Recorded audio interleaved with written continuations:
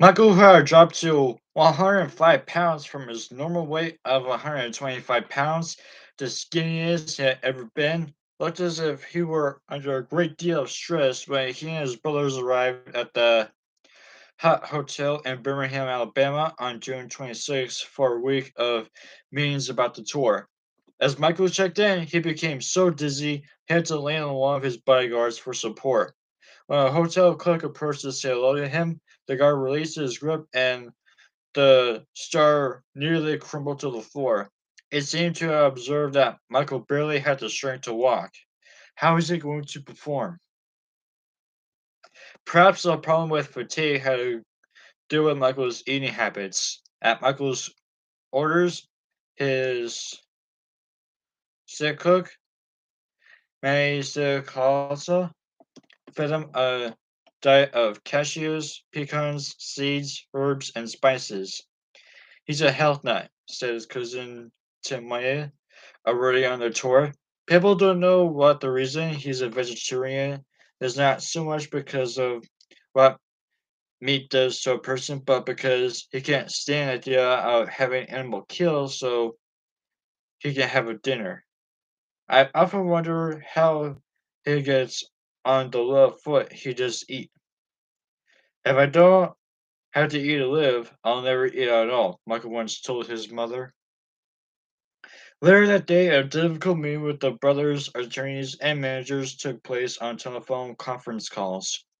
By the time it was over, Michael was fed up. When he got into the freight elevator, he always travels in freight elevators rather than public ones. He leaned back against the wall and just slowly slipped down until he was sitting on the floor. Someone tried to help him to his feet, but he was too exhausted to stand. Just leave me alone. Let me rest here for a second, he said as he went up to the 16th floor. Witnesses to these kinds of scenes began whispering that Michael was suffering from anxiety nervosa, which wasn't true but certainly seemed plausible from the way he looked and acted. It was time to announce the new ticket buying arrangement. Michael held a midday press conference on July 5th, the day before the first concert was to take place. He wore a white single jacket and a red and white striped sash. Marlon, Randy, and Teal accompanied him to counteract the charge that he was greedy and doing the show only for profit.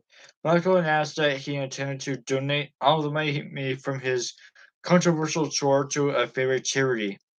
Moreover, close to 2,000 tickets in each city will be donated to disadvantaged youths who would not otherwise be able to attend the concerts. Michael added, "We've worked a long time to make this show the best it can be, but we know a lot of kids are having trouble getting tickets. The other day I got a letter from a girl in Texas named LaDonna Jones. She's been saving her money from odd jobs by to buy a ticket, but with the current tour system, she had to buy 4 tickets and she couldn't afford that. So I've asked a promoter to work out a new way of distributing tickets. A way that no longer requires a $120 money order.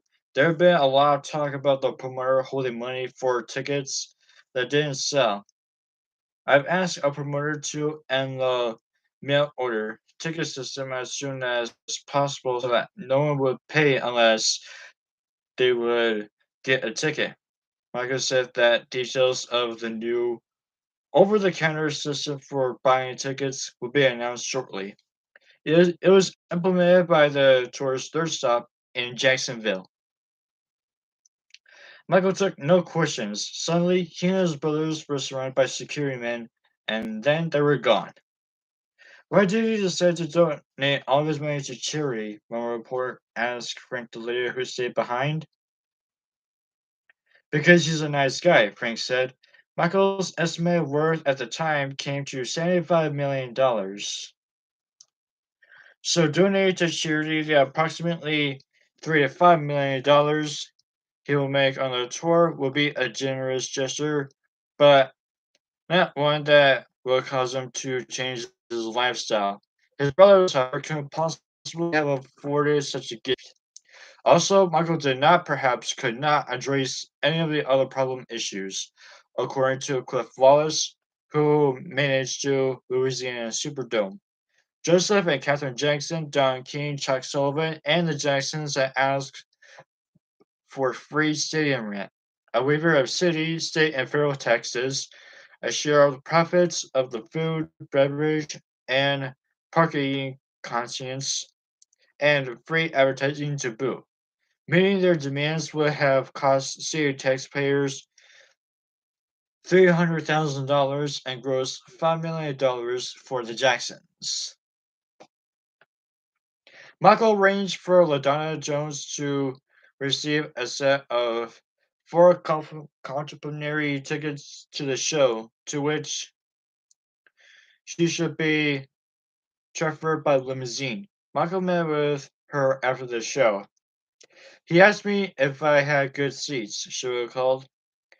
They didn't turn out to be very good, but it was fun anyway. At this time, CBS released the Victory album, not counting 1981's live album. It was the first Jackson's album in 4 years, so was widely anticipated. The album featured Michael's duet with Mick Jagger in State of Shock, which wasn't so much of a song, it was a glorified Rolling Stones riff. The best cut on the album was written by Jackie and entitled Torture, a high-tech rocker of a song on which Michael riles up a storm. The album features songs written by all of the brothers, and leads were split among them as well. So it was the kind of group effort that was the perfect vinyl kickoff for the tour. The long anticipated and controversial Victory Tour finally began on Friday, July 6, 1984, in Kansas City, Missouri. Anybody who sees this show would be a better person for years to come, Don told the press that day. Michael Jackson has transcended all earthly bounds. Every race, color, and creed is waiting for this tour. The way he shall live, the spirit and discipline enthralls me. Only in America could this happen. Only in America. Oh, I am so thankful to be an American. Can someone shut that man up? Michael asked one of his associates. Isn't there enough pressure? To complicate matters, Jackie injured his leg and would not be able to join his brothers until a later date. Jermaine, Marlon, Randy, Teo, and Michael would have to appear without him.